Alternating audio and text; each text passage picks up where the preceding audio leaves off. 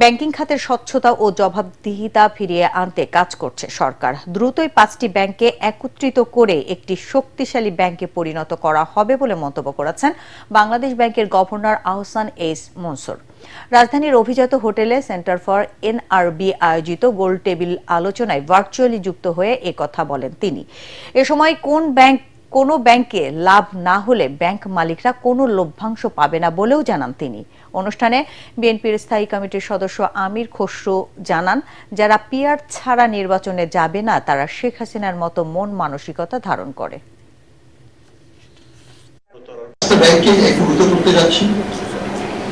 এই প্রক্রিয়াটা খুব শীঘ্রই শুরু হবে। ট্রান্সপারেন্সি নিয়ে আসছি ব্যাংকিং খাতে, আমরা দায়বদ্ধতা নিয়ে আসছি। লস করে প্রফিট নেওয়া, ডিভিডেন্ড নেওয়া যাবে না, বোনাস দেওয়া যাবে। সবচেয়ে বেশি ক্যাপিটাল এই ব্যাংকের থাকবে, সবচেয়ে শক্তিশালী ব্যাংক হিসাবে এটাকে আমরা বলব। মোনালিসা হেভি ফ্লো 15 পিস প্যাকেটের সাথে 8 পিসের একটি প্যাকেট একদম ফ্রি।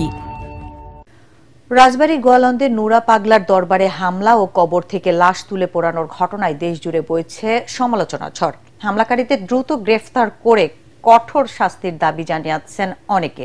বর্তমানে সেখানকার পরিস্থিতি শান্ত থাকলেও চাপা উত্তেজনা রয়েছে। মোতায়েন করা হয়েছে অতিরিক্ত পুলিশ। এদিকে পুলিশের ওপর হামলার ঘটনায় অজ্ঞাত ৩,৫০০ জনগণকে আসামি করে মামলা করেছে পুলিশ। রাজবাড়ী প্রতিনিধি লিটন চক্রবর্তীর পাঠানো তথ্য ও ছবিতে আরো জানাচ্ছেন জাহিদুল আলম। শুক্রবার রাজবাড়ীর গোয়ালন্দে নুরুল হক ওরফে নুরাল পাগলার দরবারে হামলা, অগ্নিসংযোগ, মরদেহ উত্তোলন করে পুড়িয়ে দেওয়ার ঘটনার পর সকাল থেকে সেখানে থমথমে অবস্থা বিরাজ করছে। তবে ধ্বংসস্তূপ দেখতে ভিড় করছেন উৎসুক জনতা। আইনশৃঙ্খলা পরিস্থিতি স্বাভাবিক রাখতে ঘটনাস্থলে মোতায়েন করা হয়েছে অতিরিক্ত পুলিশ। বর্তমানে পরিস্থিতি স্বাভাবিক রয়েছে। গোয়ালন্দ ঘাট থানার ভারপ্রাপ্ত কর্মকর্তা রাকিব ইসলাম জানান, শুক্রবারের ওই ঘটনার সময় পুলিশের ওপর হামলা, গাড়ি ভাঙচুরের ঘটনায় অজ্ঞাতনামা 3 থেকে 3,500 ব্যক্তিকে আসামি করে পুলিশ বাদী হয়ে থানায় মামলা দায়ের করেছে। এই ঘটনায় যারা ইচ্ছাকৃতভাবে একটা শান্তিপূর্ণ পরিবেশকে যারা বিঘ্নিত করতে চায়, সাধারণ মানুষের শান্তি শৃঙ্খলা নষ্ট করতে চায়, দেশের মানুষ, আইন শৃঙ্খলা বাহিনী অবশ্যই তাদের বিরুদ্ধে যথাযথ ব্যবস্থা নেবে। এই ঘটনার সাথে যারা জড়িত, হামলার সাথে যারা জড়িত, ভাঙচুরের সাথে যারা জড়িত, তাদেরকে আমরা শনাক্ত করে তাদেরকে দ্রুত আইনের আওতায় নিয়ে আসার জন্য আমরা বদ্ধপরিকর। এর আগে শুক্রবার জুমার নামাজের পর পৌরসভার 5 নম্বর ওয়ার্ডে নুরাল পাগলার দরবারে অগ্নিসংযোগ ও ভাঙচুর চালায় বিক্ষুব্ধ জনতা। এ সময় নুরাল পাগলার ভক্তদের সঙ্গে সংঘর্ষে একজন নিহত এবং 2 পক্ষের শতাধিক মানুষ আহত হয়। বর্তমানে আসামিদের ধরতে সাঁড়াশি অভিযান চালাচ্ছে আইনশৃঙ্খলা বাহিনী। Bureau report, ATN Bangla.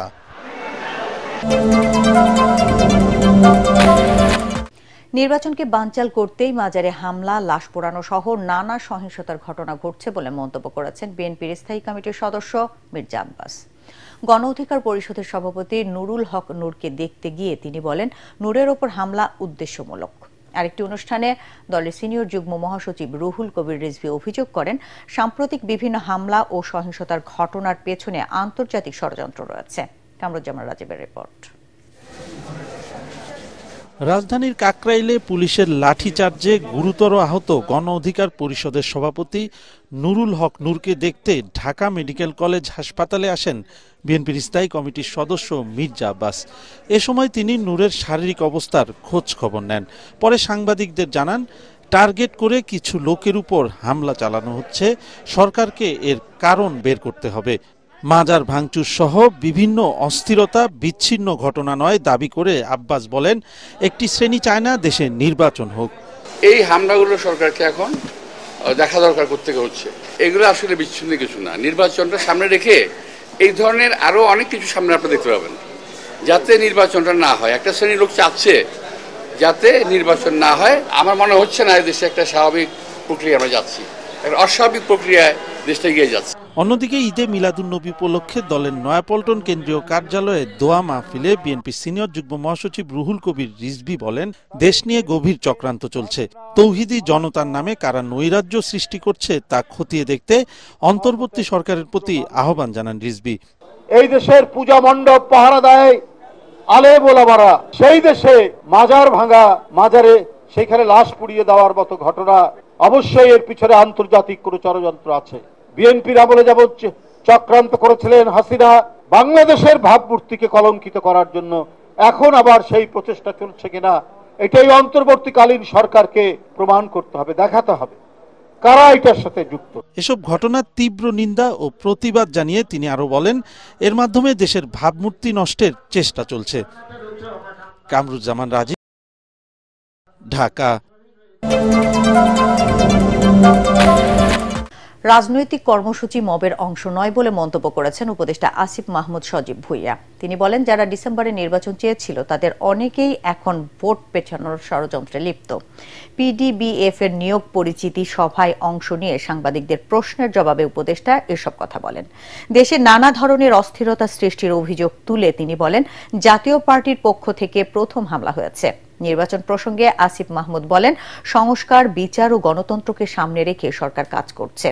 তবে নির্বাচন বানচালের ষড়যন্ত্রকারীরা আওয়ামী লীগকে পুনর্বাসনের চেষ্টা করছে, তাদের সফল হতে দেওয়া হবে না। যারা ডিসেম্বর ইলেকশন চেয়েছিল বা বিভিন্ন সময় ইলেকশনের দাবি করেছে তাদের অনেকেই আবার এখন ইলেকশন চাচ্ছে না, কিংবা ইলেকশন পিছানোর, নির্বাচন পিছানোর না ষড়যন্ত্রে জড়িত হচ্ছে। আওয়ামী লীগকে ফিরিয়ে একটা ইনক্লুসিভ ইলেকশন করার পরিকল্পনা তাদের মাথায় ছিল, কিন্তু তারা এখন দেখতে পাচ্ছে যে ফেব্রুয়ারিতে যে ইলেকশন হতে যাচ্ছে সেখানে ফ্যাসিবাদীদের অংশগ্রহণ করার সুযোগটা থাকছে না বলে তাদের এখন মাথা নষ্ট হয়ে গেছে। নির্বাচিত হলে দল নয়, শিক্ষার্থীদের কণ্ঠে কণ্ঠ মিলিয়ে কথা বলার প্রতিশ্রুতি দিয়েছেন ডাকসু নির্বাচনের ভিপি প্রার্থীরা। ঢাকা বিশ্ববিদ্যালয়ের টিএসসি মিলনায়তনে ঢাবি ডিবেটিং সোসাইটি আয়োজিত বিতর্ক প্রতিযোগিতায় তারা এই প্রতিশ্রুতি দেন। শিক্ষার্থীদের কথা না বললে বিগত ফ্যাসিস্ট সরকারের মতোই ভিপির পতন হবে বলে বিতর্কে মন্তব্য করেন প্রার্থীরা। এ সময় শিক্ষকদেরও লাল, নীল, সাদা ও গোলাপি দলের ছত্র ছায়া থেকে বেরিয়ে আসার আহ্বান জানান তারা। শিক্ষার্থী এবং বিশ্ববিদ্যালয়ের উন্নয়নে প্রয়োজনীয় সবকিছু করার প্রতিশ্রুতিও দেন প্রার্থীরা। আপনারা জানেন আমাদের এখন কোনো মাদার পার্টি নেই, সেই জায়গা থেকে 5 আগস্ট আগে যেমন আমি কাজ করেছি, যে সবকিছু ঘেটে 5 আগস্টের পরে আমি কাজ করেছি, শুধুমাত্র শিক্ষা, শুধুমাত্র এখানে ডাকসু করার জন্য, বিপ্লবের জন্য না। আর জাতীয় রাজনীতি থেকে বিশ্ববিদ্যালয়কে বিযুক্ত করতে হয়, তাহলে তিনটি কাজ করাটা খুবই প্রয়োজন। প্রথমত, ঢাকা বিশ্ববিদ্যালয়ের যে বর্তমান ছাত্র রাজনীতির কাঠামো আছে সেটার একটা বড় ধরনের সংস্কার করা। শিক্ষক ও কর্মচারী রাজনীতি মুক্ত করতে হবে। 2 নম্বর হচ্ছে হলে এবং একাডেমিক এরিয়া রাজনীতি মুক্ত করতে হবে। 3 নম্বর বলেছি হলো নির্বাচিত হলে নিজ দল থেকে পদত্যাগ করতে হবে।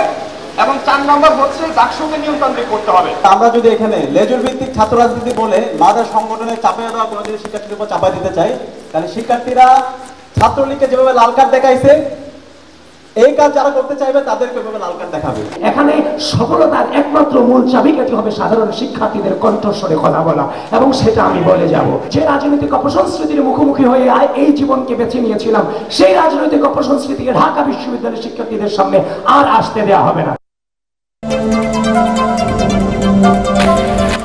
জাতীয়তাবাদী গণতান্ত্রিক আন্দোলন এনডিএম এর চেয়ারম্যান ববি হাজ্জাজকে হত্যা চেষ্টার প্রতিবাদে মালিবাগ থেকে মশাল মিছিল বের করে দলটির নেতাকর্মীরা। পরে মিছিল নিয়ে মৌচাক মোড়ে অবস্থান করে বিক্ষোভকারীরা। এনডিএম এর সাংগঠনিক সম্পাদক ব্যারিস্টার শাহিদুল আজম বলেন, শেখ হাসিনার নির্দেশে নিষিদ্ধ ছাত্রলীগের সদস্যরা এই হামলা চালিয়েছে। এর আগে রাজধানীর গুলশানে নিজ বাসায় সংবাদ সম্মেলনে এনডিএম এর চেয়ারম্যান ববি হাজ্জাজ জানান, ফ্যাসিস্ট শেখ হাসিনার নির্দেশে তাকে হত্যার চেষ্টা করা হয়। আমার বাসায় আক্রমণ করতে চেষ্টা করেছে, আক্রমণের আগে আমরা ধরতে পেরেছি। বিস্ফোরক তারা মারবেন, নিক্ষেপ করবেন, এগুলো মেসেজে ছিল যে আজকে কাজ শেষ করতে হবে। এটা ছাত্রলীগের পক্ষ থেকে এসে বলে, ছাত্রলীগের যে নেতার নাম বললো, সবগুলো একই সূত্রে গাথা এবং সবগুলোর বটের মূল হলো শেখ হাসিনা। নুরুল হক নুরুর উপরে যে নৃশংসভাবে আক্রমণ হয়েছে, সেই জায়গাটায় কারোর কোনো পতিত স্বৈরাচারের কোনো হাত ছিল না, এটা চিন্তা করে নেওয়াটা হয়তো ভুল হতে পারে। এই জিনিসটা খোদ শেখ হাসিনার কাছ থেকে এসছে, কারণ শেখ হাসিনা এই দেশের নির্বাচনকে প্রশ্নমুখী করতে চায়।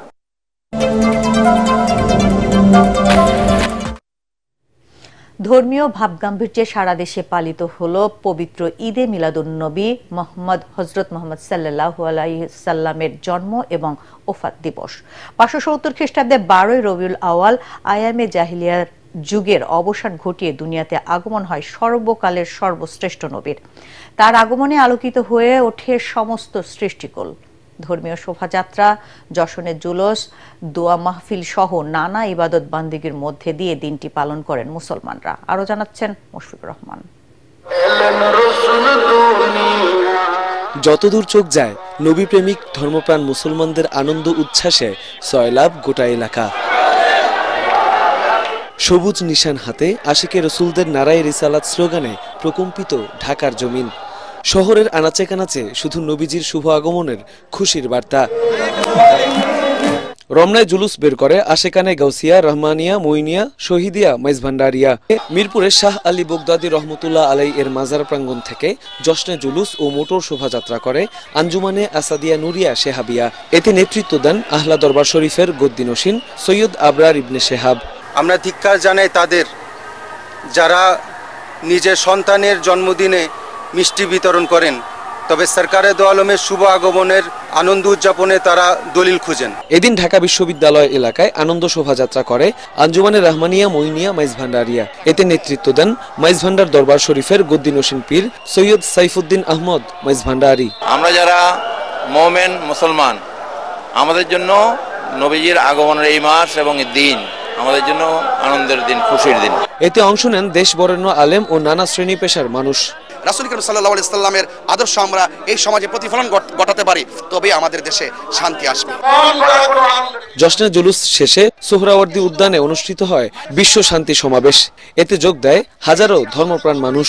শান্তি প্রতিষ্ঠায় রাসূলের আদর্শ আঁকড়ে ধরার বিকল্প নেই বলে জানান ইসলামী চিন্তাবিদরা। এ সময় দেশ ও সমগ্র মুসলিম জাতির শান্তি কামনা করে দোয়া করা হয়। অন্ধকার ঘুচিয়ে শান্তির বার্তা নিয়ে এই দিনেই দুনিয়াতে শুভাগমন করেছিলেন হযরত মুহাম্মদ মুস্তাফা সাল্লাল্লাহু আলাইহি ওয়াসাল্লাম। তাই তো তার উম্মতের মধ্যে আজ বাদ ভাঙা উচ্ছ্বাস। কণ্ঠে কণ্ঠ মিলিয়ে তারা গাইছেন নবী প্রেমের গান। বলছেন সকল ঈদের সেরা ঈদ, ঈদে মিলাদুন নবী। মুশফিকুর রহমান, ATN বাংলা, ঢাকা।